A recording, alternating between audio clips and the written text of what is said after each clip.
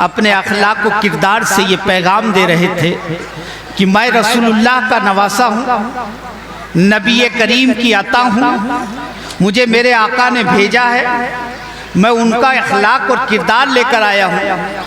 मैं उस नबी का मानने वाला हूँ कि जब फतेह मक्का के मौके पर आका करीम की बारगाह में बड़े से बड़ा दुश्मन आता गया, रसूल पाक माफ़ करते चले गए।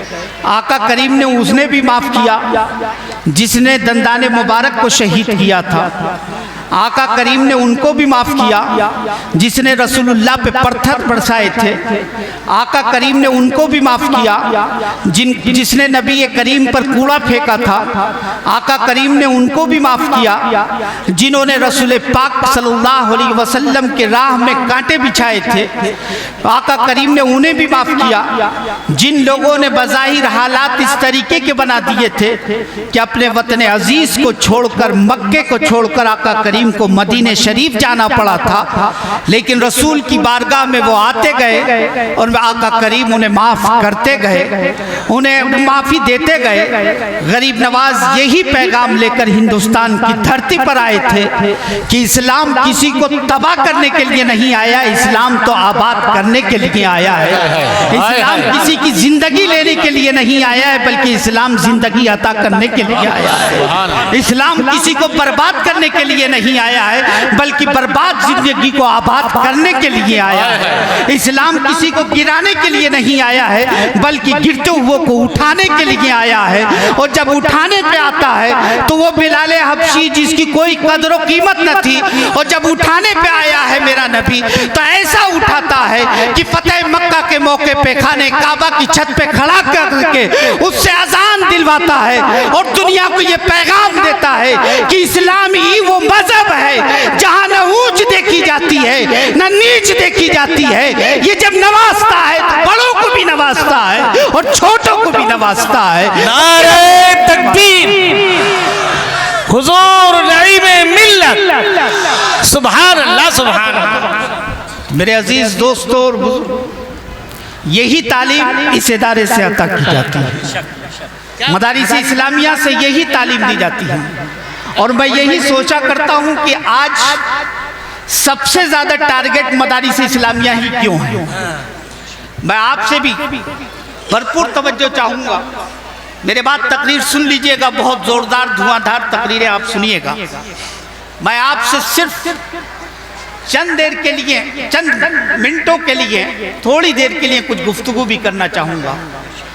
आप गूगल की दुनिया में भी रहते हैं, यूट्यूब की दुनिया पे भी हैं, मोबाइल की दुनिया में है, अखबारों की दुनिया में भी आप देख रहे हैं हालात क्या है कि सबसे ज़्यादा टारगेट मदारिस को बनाया जाता है, मदरसों को बनाया जाता है। इस वक्त सबसे ज़्यादा निशाने पे मदरसे हैं। वजह क्या है?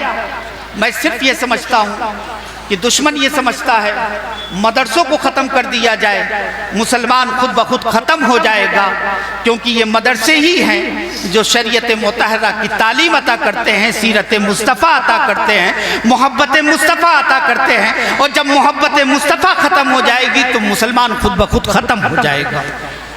इन मदारिस में पढ़ने वालों को दहशतगर्द भी कहा जाता है, आतंकवाद भी कहा जाता है, इंतहा पसंद भी कहा जाता है, पुराने ख्यालात के लोग कहे जाते हैं, दकियानूस भी कहे जाते हैं। मेरे अजीज़ दोस्तों और बुज़ुर्गों, इन इदारों में इंतहा पसंद नहीं रहते हैं, इन इदारों में तो मोहब्बत पसंद रहते हैं। इन इदारों में तो वो रहते हैं जो अपना सब कुछ कुर्बान कर देते हैं और अपने मुल्क के लिए अपनी जानों को कुर्बान कर देते हैं। ये इदारे वो हैं, अगर तारीख का मुताला करेंगे आप, हम तो अपनी तारीख भुला चुके हैं और भूल चुके हैं, पढ़ते ही नहीं हैं। हम तो सिर्फ अपने अपने में रहते हैं, अपनी अना के लिए जी रहे हैं, अपनी नाक के लिए जी रहे हैं, अपने वकार के लिए जी रहे हैं। और मेरी बात न कट जाए, चाहे कुछ भी हो जाए, मदरसा बर्बाद हो रहा है तो होने दिया जाए, लेकिन मेरी बात नहीं कटनी चाहिए। ये हालात आज के हो गए हैं। हज़रत आप लोग तो जानते हैं, मदारिस वाले बैठे सब लोग समझ रहे होंगे। कि मदरसों के हालात, मदरसे को किस तरीके से हम नीचे लेते जा रहे हैं। गैर तो जो कर रहा है उसे करने दीजिए, लेकिन हमारे हालात क्या हैं हमें मुहासबा करना होगा कि हम मदरसों के बारे में किस अंदाज से सोच रहे हैं, क्या कर रहे हैं।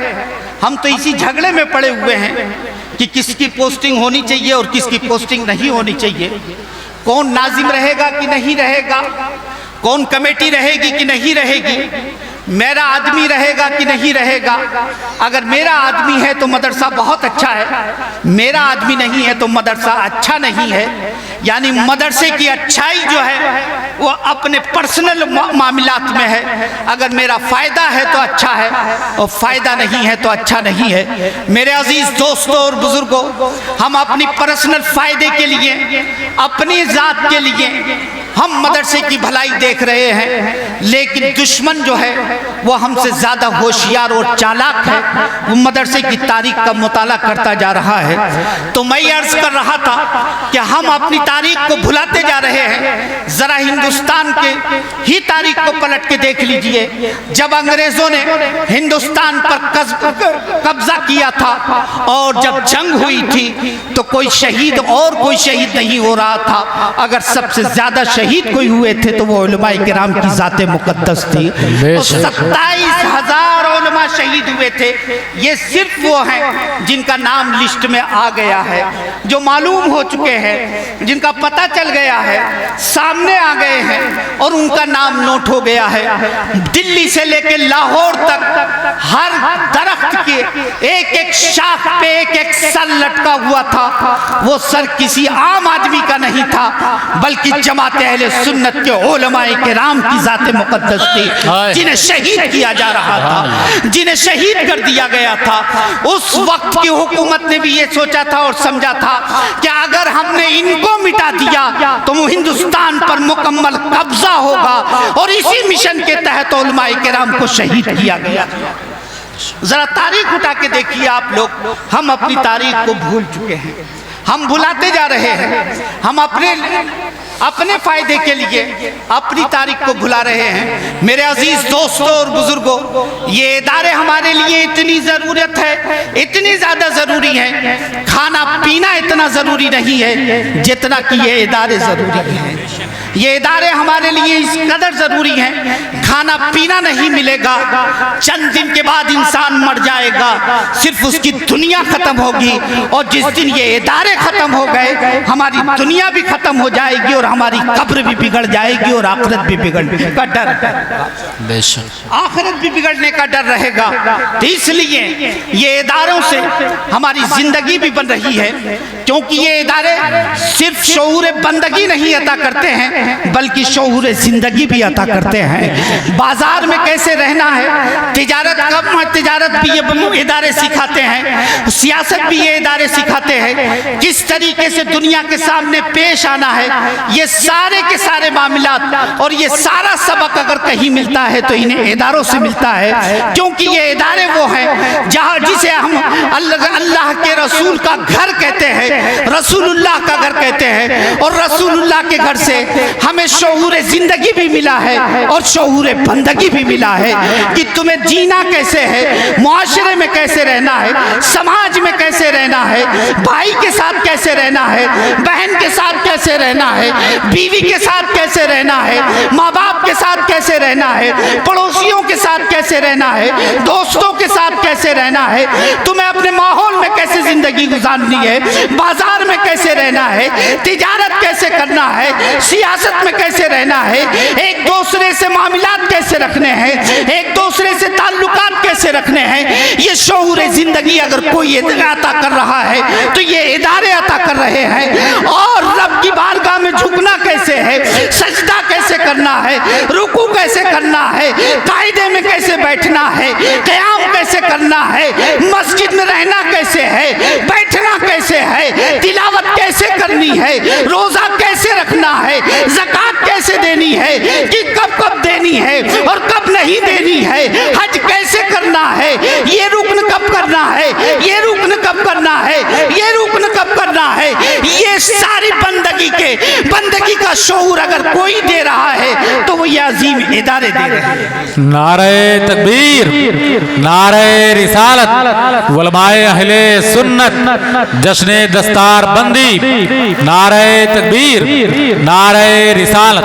सुभान अल्लाह। तो मेरे अजीज, सुभान अल्लाह। ये इदारे हमारी जिंदगी को संवार रहे हैं, हमारे मुस्तकबिल को संवार रहे हैं।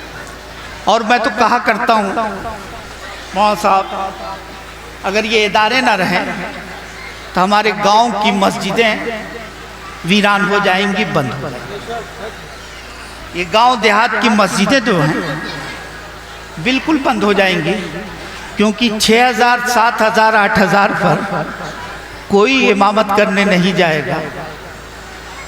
सिर्फ बड़े बड़े इदारे रह जाए, छोटे इदारे ना रहें और ये गांव देहात में इदारे ना रहें, तो मैं यकीन के साथ कह रहा हूं कि छोटे छोटे गांव में जो मस्जिदें हैं, जो हमारे इमाम लोग इमामत कर रहे हैं, वहाँ इमामत नहीं हो पाएगी, जनाजा पढ़ाने वाला भी नहीं मिलेगा, निकाह पढ़ाने वाला भी नहीं मिलेगा।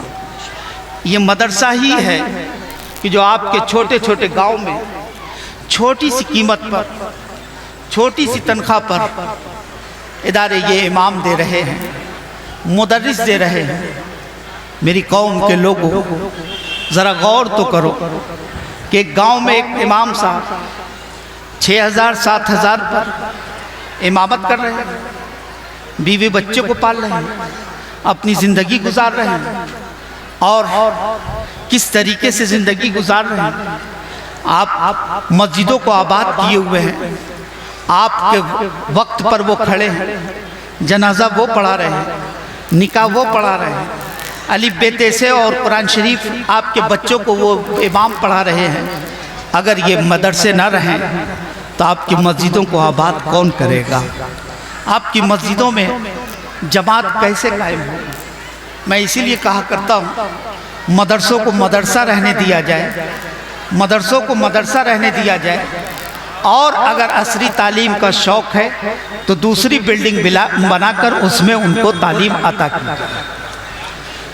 अगर शौक़ है और ज़रूरी भी है, असरी तालीम ज़रूरी है, तो उसके लिए अलग से इंतज़ाम किया जाए। वरना मैं तो कौम के सामने ये जुमला कह रहा हूँ, जिस दिन हमने अपने इन बच्चों को असरी तालीम से लैस कर दिया तो फिर गांव के अंदर ये कभी इमामत करने नहीं जाएंगे। आजकल बहुत ज़ोर शोर से चल रहा है कि मदरसों में कंप्यूटर भी लगाया जाए, मदरसों में साइंस भी पढ़ाई जाए, मदरसों में जो है मैथमेटिक्स भी पढ़ाई जाए, मदरसे में सारी चीज़ें पढ़ाई जाए। मेरे अजीज़, सारी चीज़ें का इंतज़ाम किया जाए, लेकिन जो बच्चे खालिस आलिम बन रहे हैं उन्हें खालिस आलिम बनने दिया जाए। जो हाफिज़ कुरान बन रहे हैं, कारी कुरान बन रहे हैं, उन्हें कारी कुरान बनने दिया जाए और हाफिज़ कुरान बनने दिया जाए। अगर दोनों से अगर मिक्स खा के चले गए और यूनिवर्सिटीज़ और कॉलेज में पढ़ने चले गए, फिर यूनिवर्सिटी और कॉलेज से आकर किसी गांव की मस्जिद में जाकर वो इमामत नहीं करेंगे, फिर तो उनका मिजाज ही बदल जाएगा। तो मैं ये कह रहा था कि सच्चर कमेटी के जो रिपोर्ट है उसमें 2.5 से 3% बच्चे मुसलमानों के मदरसों में पढ़ते हैं, मदरसे में पढ़ते हैं, और 97% बच्चे स्कूल में पढ़ते हैं, स्कूल में पढ़ते हैं। मगर सबसे ज़्यादा फिक्र जो है वो इन्हीं 3% की है, 97% की नहीं है। आप लोग खुद गौर कर लीजिए, सारी स्कीमें गवर्नमेंट की आ रही है तो वो मदरसों के लिए आ रही है, दीगर लोगों की स्कीमें आ रही हैं, मशवरे आ रहे हैं तो वो मदरसों के लिए आ रहे हैं।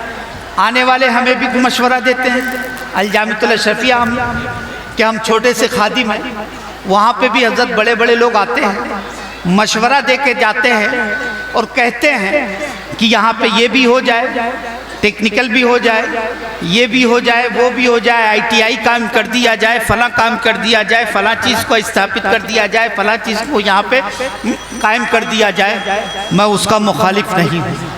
लेकिन मैं ये कहना चाहता हूँ कि सिर्फ 2.5% ही को, ये 3% ही को हम डॉक्टर भी बनाना चाहते हैं, इंजीनियर भी बनाना चाहते हैं, लॉयर भी बनाना चाहते हैं, और इन्हीं को हम सियासी भी बनाना चाहते हैं, इन्हीं को हम सब IAS PCS भी बनाना चाहते हैं। 97% की कोई फिक्र नहीं कर रहा है। मैं पलट के ये कहना चाहता हूँ कि फिक्र अच्छी है, आप अपनी मोहब्बत में कह रहे हैं कि इन बच्चों को ये तालीम मिल जाए तो इनका मुस्तकबिल रोशन हो जाएगा, लेकिन कभी 97% की फिक्र नहीं की जा रही है। अब 97% की फिक्र कीजिए, ज़रा उस पर गौर कीजिए, ज़रा पलट के ये कीजिए। इन्हें तो आप साइंस भी सिखाना चाहते हैं, मैथ भी सिखाना चाहते हैं, मशवरा भी दे रहे हैं, स्कीमें भी ला रहे हैं, लेकिन ज़रा उन 97% से ज़रा पूछिए, उनकी फिक्र कीजिए कि वो नमाजें कैसे पढ़ेंगे, वो सजदे कैसे करेंगे, वो ज़कात कैसे देंगे, वो जो है नमाज जनाजा हो जिन्हें याद नहीं। 97% में अगर उठा के पूछ लिया जाए तो मैं कहता हूँ 95% ऐसे मिलेंगे कि जिन्हें नमाज जनाजा याद नहीं होगी। इसकी फिक्र कौन करेगा? नमाज जनाजा याद नहीं होगी, दुआए जनाजा उन्हें याद नहीं होगी, नियत याद नहीं होगी, तरीका याद नहीं होगा, इसकी फिक्र कौन करेगा? इसकी भी फिक्र हमें करनी होगी कि सिर्फ इन्हें न देखा जाए, उन 97% को भी हमें एक अच्छा मुसलमान बनाना है। अगर अच्छा मुसलमान बनाना है तो उसके लिए हमें जो है अलग से इंतजामात करने होंगे, हमें सेंटर्स खोलने होंगे, एकेडमीज बनानी होगी, ताकि उनमें नारे तकबीर, नारे रिसालत, उलमाए अहले सुन्नत, हजरत अल्लामा मुफ्ती शेर मोहम्मद साहब किबला, नारे तकबीर, नारे रिसालत। देखिए हजरत अल्लामा मुफ्ती शेर मोहम्मद शेर साहब लखनऊ तशरीफ ला चुके हैं। अब हजरत की तकलीफ सुनिए, लेकिन मैं जो दर्द इनकी खिदमत कर देता हूँ। मैंने कहा बहुत अच्छी बात है। गाड़ी से जाने लगा तो ड्राइवर था, ड्राइवर से भी मैंने पूछ दिया, मुझे भी पता नहीं क्या उस वक्त भूत सवार था, कि उससे पूछ दिया भैया तेरी कितनी तनख्वाह है? तो बोला कि सेठ जी जो है मुझे 14,000 रुपया महीना देते हैं, और बाकी तो सेठ साहब बहुत सखी आदमी हैं, गरीबों की बड़ी मदद करते हैं, वो मदद भी करते हैं, और वैसे वो मदद करते हैं। मैंने कहा बहुत अच्छी बात है, अल्लाह और बरकत अता फरमाए। मैं दुआ देते हुए चला गया, लेकिन जब शाम को पलट के आया उनके घर बैठा, और बैठने के बाद बगल में मस्जिद थी, मस्जिद के इमाम साहब मुझसे मिलने के लिए आ गए। अशरफिया के फारिग थे। अब उन्होंने सुना कि नईम बाबू आए हैं तो मिलने चले आए। अब वो बेचारे मेरी मोहब्बत में मिलने चले आए। जब मुझसे मुलाकात करने लगे तो ऐसी बात होते हो आते रही। बोले कि हजरत मैं यहाँ पे 6 साल से पढ़ा रहा हूँ। मैंने उनसे भी पूछ दिया कि अच्छा ये मस्जिद वाले दे क्या रहे हैं, तो मैं तनख्वाह क्या कितनी मिल रही है यहाँ पे? और उसने लड़के ने बताया कि हजरत मैंने ये दर्स भी शुरू कर दिया है, ये भी कर दिया है, ये खिदमत करता हूँ। तो मेरा ज़रा जज्बा जागा और मैंने कहा कि अच्छा ये बताओ कि तनख्वाह कितनी देते हैं? बोले हजरत 8,000 रुपया देते हैं। अल्लाह 8,000 रुपया देते हैं। मेरी आंखों में आंसू, मैं हैरत में पड़ गया। तो जो मेरे अजीज़ थे सेठ जी, मैंने उनसे कहा कि आप लोग को शर्म नहीं आती? आपके इमाम की हैसियत आपके नौकर से भी ज़्यादा गई गुजरी है क्या? आपके ड्राइवर से भी ज़्यादा गई गुजरी है क्या? आप इमाम को 8,000 रुपया दे रहे हैं, अपने नौकर को 12,000 और 14,000 दे रहे हैं। आप लोगों को शर्म आनी चाहिए। और एक बात याद रखिए, जब से हमने इमामों की कद्र छोड़ दी है, हमारी कद्र भी ख़त्म होती जा रही है। जब से हमने इमामों को जलील समझने लगे हैं, हम खुद जलील होने लगे हैं। अगर इमामों को हम इज्जत बख्शने लगे तो इंशाअल्लाह परवरदिगार हमें भी इज्जत अता फरमाएगा। बेशक। दोस्तों और बुजुर्गों, अफसोस होता है अगर कहा जाए कि फला जगह कॉन्फ्रेंस है या जो भी कुछ है, तो लोग लाखों लाख रुपया खर्च देते थे। अगर कह दिया जाए कि गौसे पाक के नाम जो है देगे उड़े चढ़ाई जाएंगी तो 111 की देख हो जाएगी, लाखों लाख रुपया खर्च कर दिया जाता है। और छठी के नाम पे भी लाखों लाख रुपया खर्च किया जा रहा है। मिलादों में भी एक दूसरे से मुतकाबुल किया जा रहा है कि अगर उसके वहाँ फला मीठा बटा है तो मैं फला मीठा बांटूंगा, अगर उसने 500 आदमी की दावत की है तो मैं 1000 आदमी की दावत कर रहा हूँ। अगर ये दिखावा आप कर रहे हो, कल क़यामत के दिन ये दिखावा आपके मुंह पे मार दिया जाएगा। और अगर खामोशी से अपने इमाम को 1100 रुपए का लिफाफा दे दिया तो इंशाअल्लाह मैं समझता हूँ परवरदिगार आलम उसके सदके में आपके गुनाहों को माफ भी कर देगा और आपको बख्श।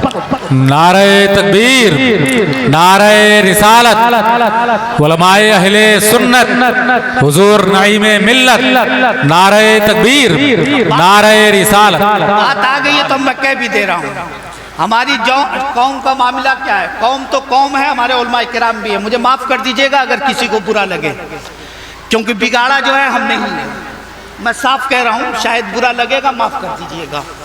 मुझे डर वर नहीं किसी से लगता है, ना मैं डरता हूँ, अल्लाह का शुक्र है।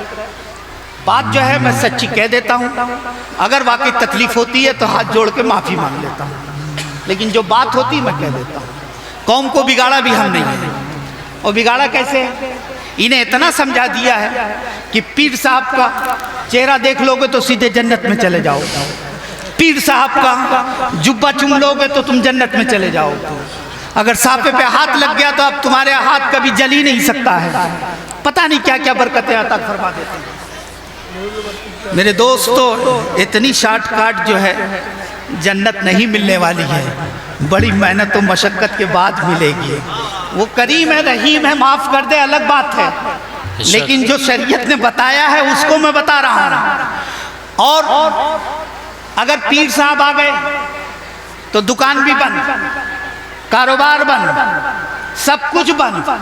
अब लग गए पीर साहब की खिदमत में, माफ़ कीजिएगा, पीर साहब से मोहब्बत कीजिए, उनकी खिदमत कीजिए, खूब इज्जत कीजिए, खूब एहतराम कीजिए, मैं मना नहीं कर रहा हूँ। लेकिन मैं जो बताना चाह रहा हूँ, क्या हमने पीर साहब की इज्जत भी की, दुकान भी बंद की, कारोबार भी बंद किया, सब कुछ बंद कर दिया, और सिर्फ पीर साहब और पीर साहब के चक्कर में पड़े रहे और लगे रहे और हजरत से दुआएं कराते रहे। लेकिन मामला यहाँ बिगड़ जाता है। हजरत जब बूढ़ा बाप बीमार होता है तो बड़ा भाई सोचता है कि छोटा भाई ले जाए, और छोटा भाई सोचता है कि फला भाई ले जाए, और फला भाई सोचता है कि मेरी बहन ले जाए, फला सोचता है कि फला ले जाए। मेरे अजीज दोस्तों और बुजुर्गों, याद रखना, अगर माँ बाप खुश नहीं है तो ये पीर की खिदमत काम नहीं देगी, अगर माँ बाप खुश हैं तो ये पीर की खिदमत भी काम देगी। बेशक आपको सोचना होगा। और सुनिए, कोई आए, हम ही आ जाते हैं तो बस पूछिए मत। हजरत मुसाफा भी करते हैं, नजराना भी देते हैं, मोहब्बत में देते हैं, हम ले भी लेते हैं। नजराना लेना मना नहीं है, सुन्नत रसूल।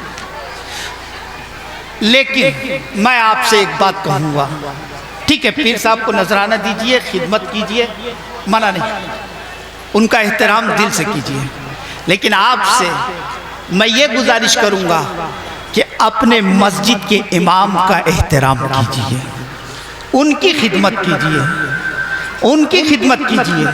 तनख्वाह तो थोड़ी सी देते हैं, 8,000, 10,000, 6,000, 6,000, 5,000 रुपया देते हैं हजरत, सही बता रहा हूँ। और उस गांव का नौजवान जो है खाली रजनीगंधा खा के दिन भर में कई सौ रुपए का थूक देता है। आजकल रजनीगंधा सबसे महंगा मिलता है, 25 रुपए का एक पाउच पड़ता है, एक 17 रुपए का, और उसके साथ तुलसी लेते हैं तो 25 रुपए का वो एक सेट होता है। और मुंह में दबाया, 15 मिनट के बाद थूक दिया, और शाम तक जो है 10-12 खाया तो 250-300 रुपए का खा।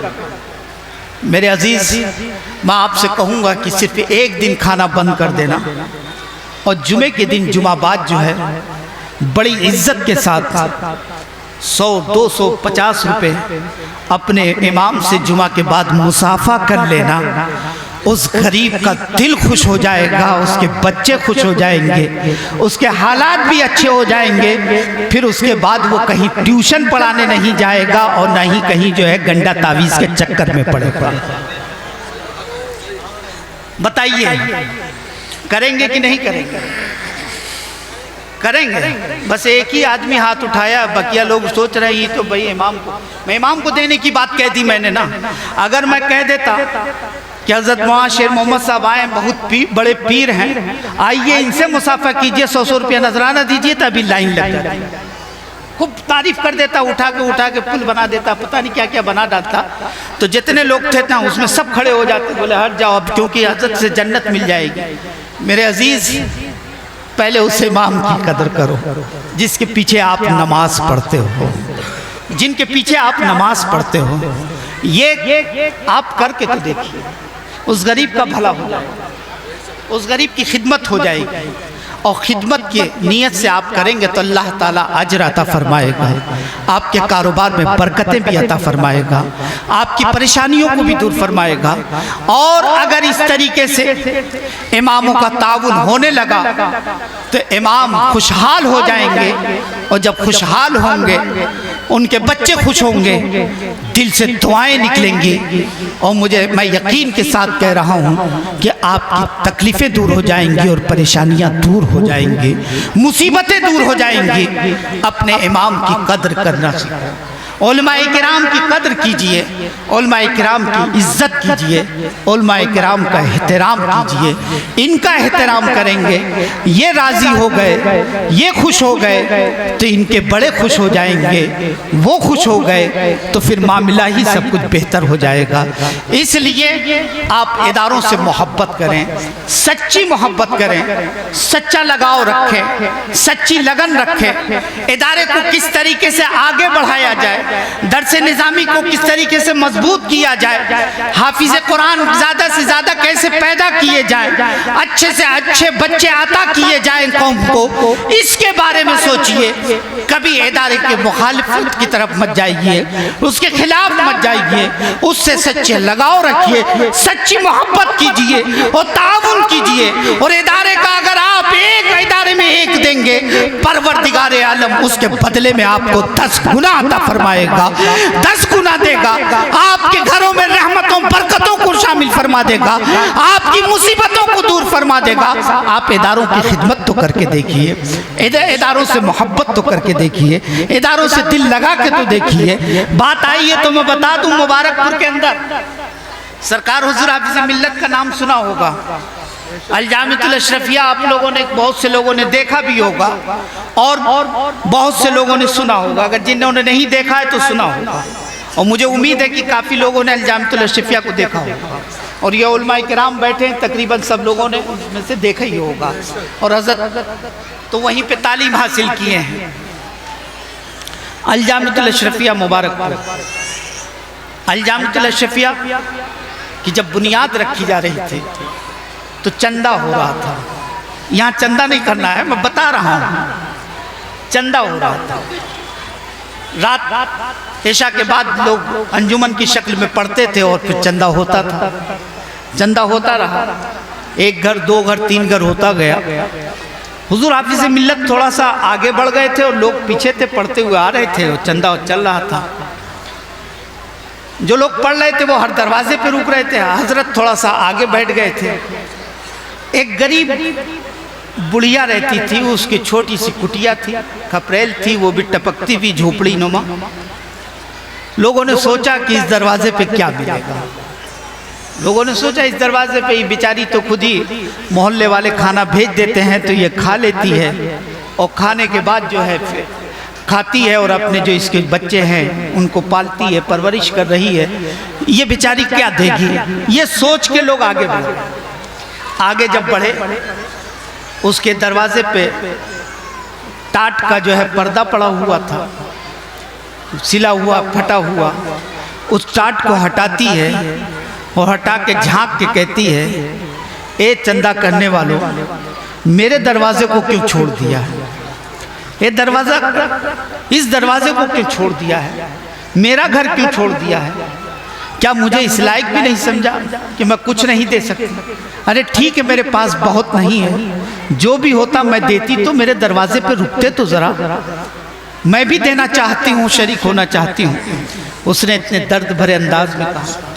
लोगों ने सुना, ये खबर हुजूर हाफिज़ मिल्लत को पहुँची। जब हुजूर हाफिज़ मिल्लत को खबर पहुँचती है तो हजरत जहाँ बैठे हुए थे वहाँ से खड़े हो जाते हैं और खड़े होकर फिर बाहर आते हैं और कहते हैं चलो उस बूढ़ी के दरवाजे पर।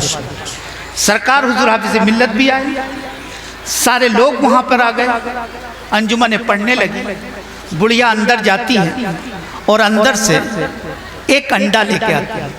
एक अंडा लाई, मुर्गी का अंडा लाकर उसने हाथ बाहर किया और हजरत सरकार हुजूर हाफिज़ मिल्लत के हवाले कर दे दिया। हजरत ने ले लिया। फिर हजरत ने उससे पूछा बस हो गया चंदा? उसने कहा हुजूर यही मेरे पास था, मैंने दे दिया। हजरत ने वो ले लिया। जब बाद में नीलामी शुरू होती है तो उस वक्त 70-71 में क्या कीमत होगी हजरत आप ही बता सकते हैं, मैं तो बता नहीं सकता। अंडे की क्या कीमत रही होगी, 5 पैसे रही होगी या 1 पैसा रही होगी। 70-71 में क्या कीमत होगी वो उसी ज़माने के लोग बता सकते हैं कि 1 पैसे में 2 अंडे मिलते थे कि क्या मिलता था। नीलामी होती है कि इस अंडे की कीमत 1 पैसा, दूसरे बोले 2 पैसा, तीसरे ने कहा कि 5 पैसा। कीमत बढ़ती जा रही है, 25 पैसा, 50 पैसा, 1 रुपया, कीमत बढ़ती जा रही है।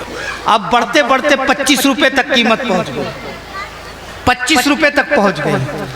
फिर भी उसके बाद फिर वो 25 रुपये में खरीदा गया, फिर वो चंदे में दे दिया गया, फिर वापस हो गया। अब दूसरे दिन फिर उसकी नीलामी होती है।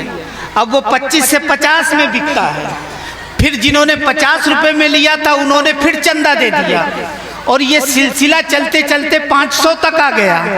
और फिर उसके बाद जब तामीरी कॉन्फ्रेंस हुई थी और हुजूर सैयदुल उलमा रदियल्लाहु ताला अन्हु उस कॉन्फ्रेंस में मौजूद थे, वो अंडा लाया गया और ला के हजरत को दिया गया कि अब आप इसकी नीलामी करें।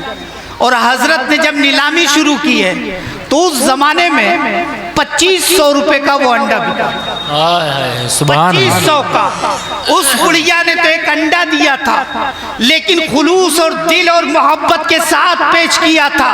रब्बे कदीर की बारगाह में जो है बहुत ज्यादा या बहुत कम नहीं देखा जाता है, उसकी बारगाह में तो दिल देखा जाता है। अगर दिल से कोई 1 पैसा भी देता है परवरदिगार इतनी बरकतें अता फरमाता है कि उस पर लाखों लाख भारी पड़ता है। सुभान अल्लाह, उसकी बरकत है। फिर हुजूर सैयदुल उलमा ने जब नीलामी की है तो 2500 रुपए में बिका। अब जब 2500 रुपए में बिक गया तो फिर चंदे में वो आ गया। फिर वो वापस जो है स्टेज पे आ गया कि हुजूर हम इसको मदरसे को दे दें। लास्ट में हजरत ने कहा कि बोले अब इसकी नीलामी नहीं होगी, अब इसको बेच के हम लोग खाएंगे। बोले अब नीलामी नहीं होगी, इसको बेच के हम लोग खाएंगे। तो मैं बताना ये चाह रहा था कि ज़रा दिल से आप इदारे की तरफ कदम तो बढ़ाइए, दिल से ज़रा इदारे की तरफ बढ़िए, तो मोहब्बतों के साथ आगे बढ़िए तो बरकतें आपके कदम को चूमेंगे, बरकतें आपके कदमों में होंगे। इन इदारों से सच्ची मोहब्बत कीजिए, लगाव रखिए। और सही बता रहा हूँ कि जिस दिन ये इदारे ख़त्म हो गए तो फिर हमारा अमल भी ख़त्म हो जाएगा, हमारा ईमान भी खतरे में पड़ जाएगा, बचाने वाला कोई नहीं मिलेगा। और एक बात याद रखिए, जहाँ पे भी इस वक्त खैर मिल रही है, हजरत बहुत जिम्मेदारी के साथ ये बात कह रहा हूँ, जहाँ जहाँ भी खैर है वहाँ मदरसे का हाथ है, वहाँ मदरसे का हाथ है। अगर कोई डॉक्टर खैर कर रहा है, खिदमत कर रहा है, उसकी बैकिंग देखेंगे तो किसी आलिम से मिला होगा या किसी पीर से मिला हुआ होगा, उसके पीछे हाथ किसी बुजुर्ग का होगा या किसी आलिम का हाथ होगा। अगर किसी वकील को देख रहे हैं कि वो खिदमत खल कर रहा है तो ये गौर कर लीजिएगा कि उसके पुष्ट पे हाथ किसका है, किसी आलिम का होगा या किसी पीर का होगा।